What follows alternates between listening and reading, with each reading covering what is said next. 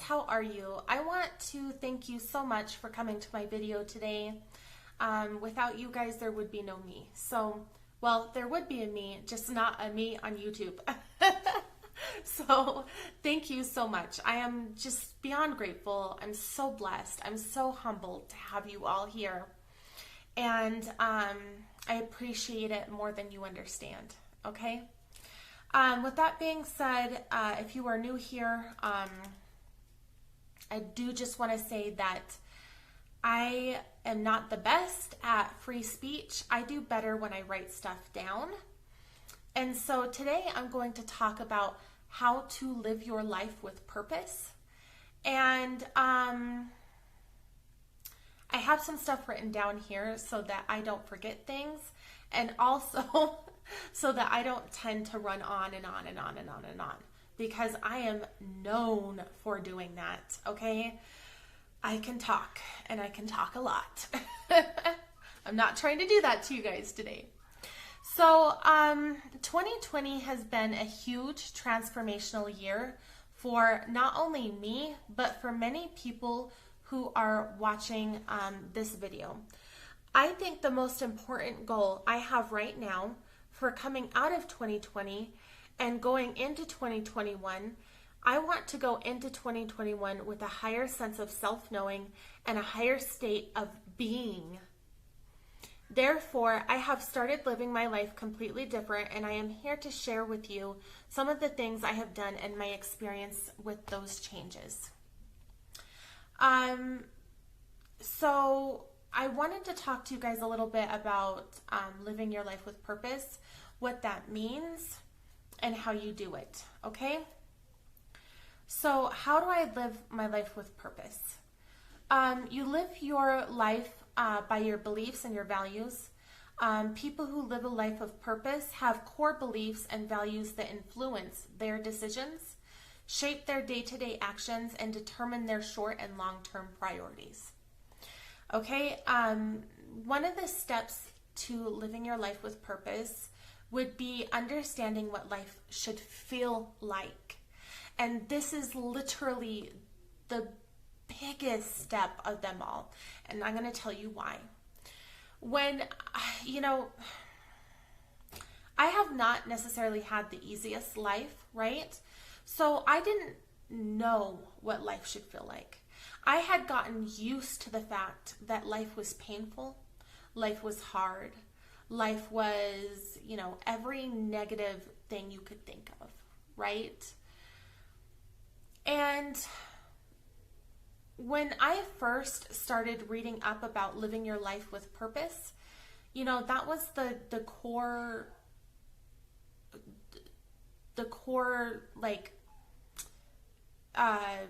question, understanding what life should feel like. All right. And if you have had, like a tough life, or you have struggled, you may not even know what life should feel like. I want you to pause this video and I want you to take a moment and really think about it. Because I remember when I was asked this question, it was mind-blowing to me. Because I was like, oh my God, I don't even know the answer to that question, right? I don't even know what life should feel like. I literally went home and I watched movies, happy movies, love stories, to get an idea of what life should feel like, okay? And as I was watching those movies, I was like, my life does not feel like this. My life is not happy. My life is, a lot of struggle right now, or a lot of depression, or a lot of anxiety, or hard, right? And so I started looking into that, and I started really asking myself, what does life feel like? And what can I do to get my life back on track so that it feels good again, right? Now, you're not necessarily going to feel good every single day. And this is not a situation where, we're talking about toxic positivity. Because it's one thing to be a positive person and have a positive outlook on life. And it's another thing to be involved with toxic positivity. And I think that a lot of, the New Age movement has been absolutely amazing and eye-opening for many, many people. But I think the one thing they get wrong is this constant, you have to be positive all the time and you're not allowed to have any negative feelings. Or at least that's how I felt when I started getting into the New Age stuff and the New Age belief systems and the self-help. I started being toxically positive, right? I wouldn't allow myself to grieve. I wouldn't allow myself to feel depression. I wouldn't allow myself to feel anxiety or stress. I kept bottling it in until it got to a point where it was so big and so ugly that it would pop out of the bubble or the bottle, sorry. So we are not talking about toxic positivity here. We are just talking about having a positive outlook on life, but also allowing yourself to feel the feelings that you are going through and to get them out. In order for you to fully heal, you have to be able to push those emotions out, which means that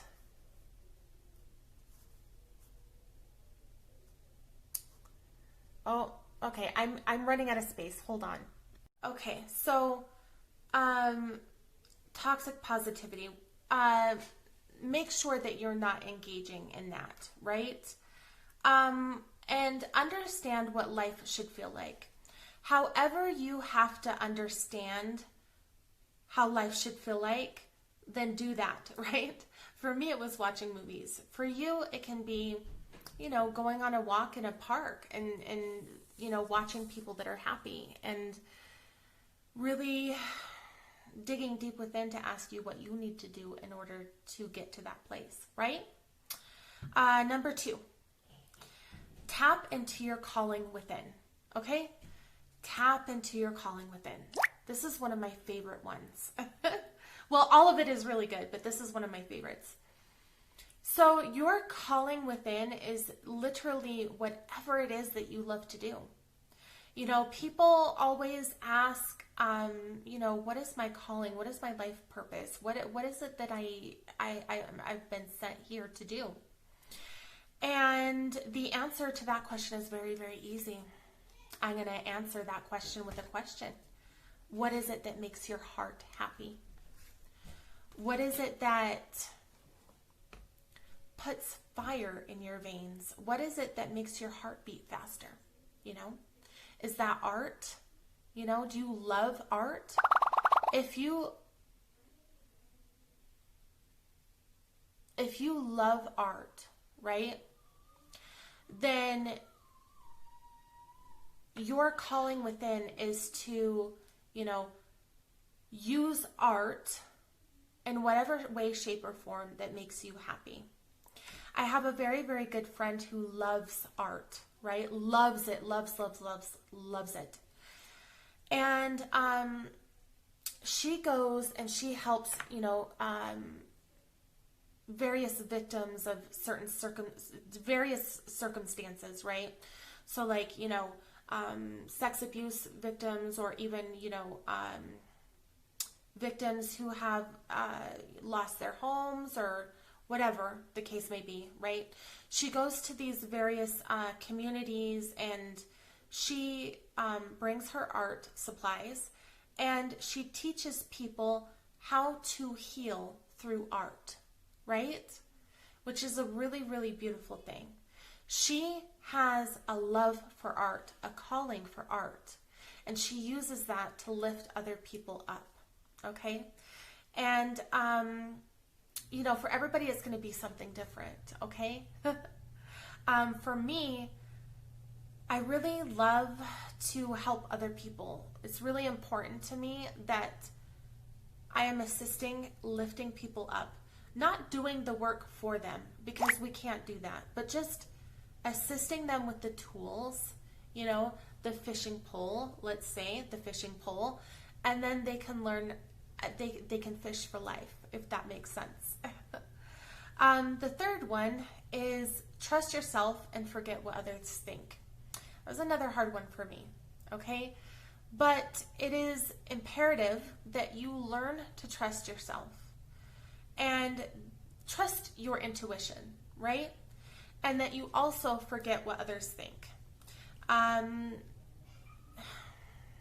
You know, ultimately, if your heart is in the right place and your intentions are in the right place, it doesn't matter what anybody thinks about you, okay?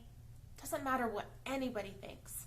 As long as your heart and your intentions are in the right place, it literally does not it does not matter what anybody else thinks, okay? I want to be the one that tells you that. It's so important. So many people that I talk to are always like afraid to do something, you know, afraid to get on YouTube, or afraid to come out with that, you know, album, or afraid to get that rock group put together, all because they're afraid of what others will think of them. I'm the same way. I was afraid to get a nose ring for the longest time because I was afraid of what people were going to think about me.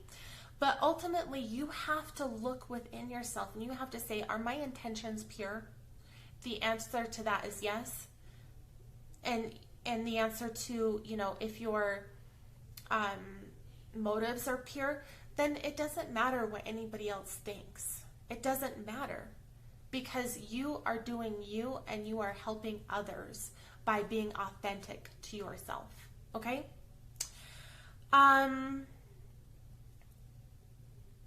4, feel the fear and take the first step anyway.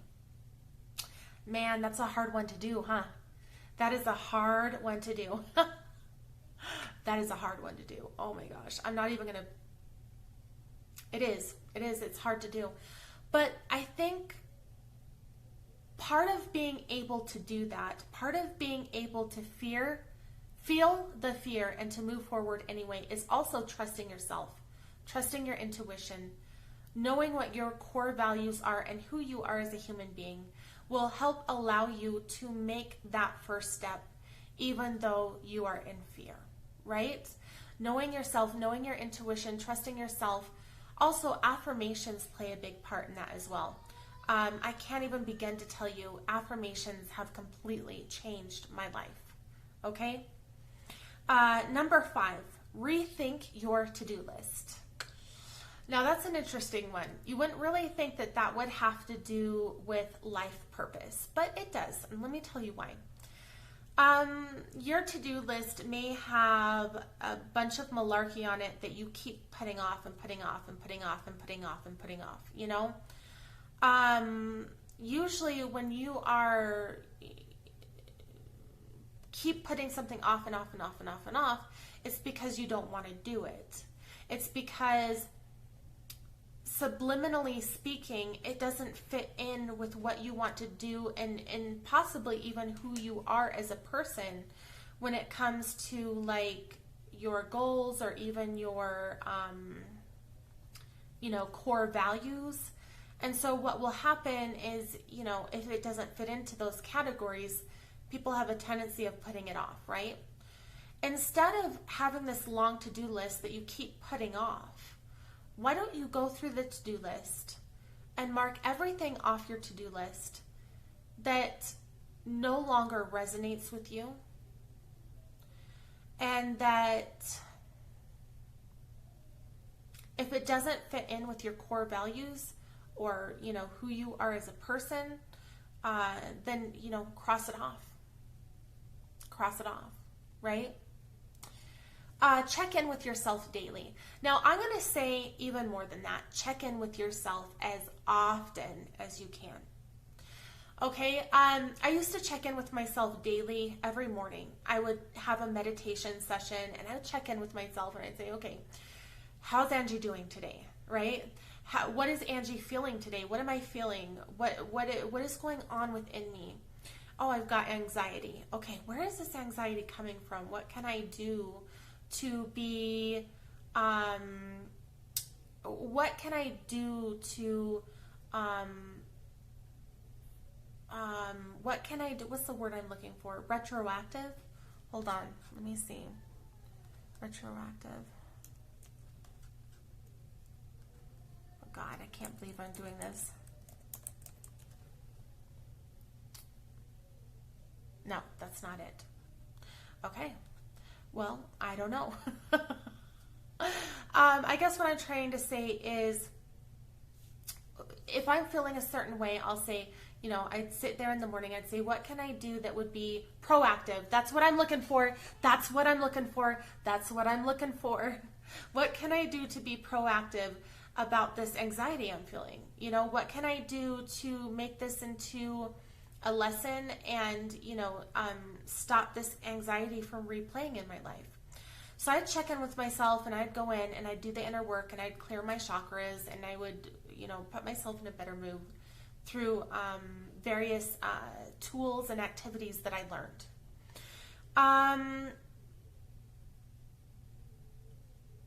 But I started noticing that throughout the day, I would start, you know, feeling anxious or stressed, and then that would snowball. And by the time I went to bed at night, I was exhausted, I was depressed, I was emotionally and mentally completely depleted. Okay? And so I'm not going to say check in with yourself daily. I'm going to say check in with yourself hourly. And even if you are at a place of work, I mean, they have to legally give you breaks. When you have your break, put yourself first. Go into the bathroom, go into a stall, you know, lock it.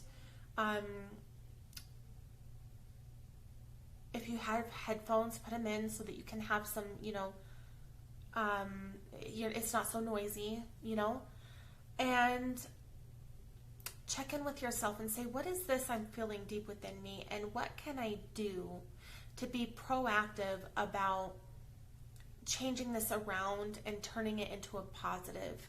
And go within yourself and really do the work. Check in with yourself multiple times a day. I'm always checking in with myself. Okay, you know, how do I feel today?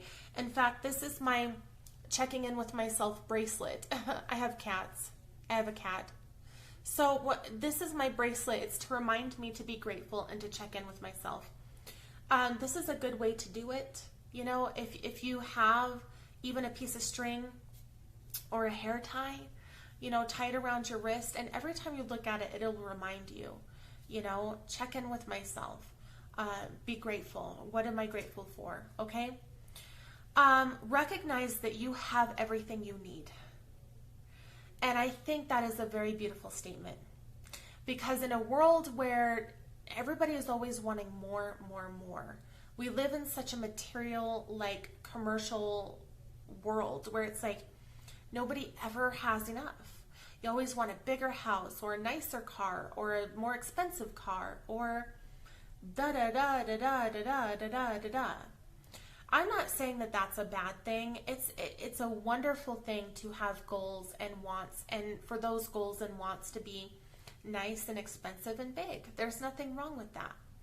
But recognize that although that is on your list of goals to have, recognize that you have everything that you need right now.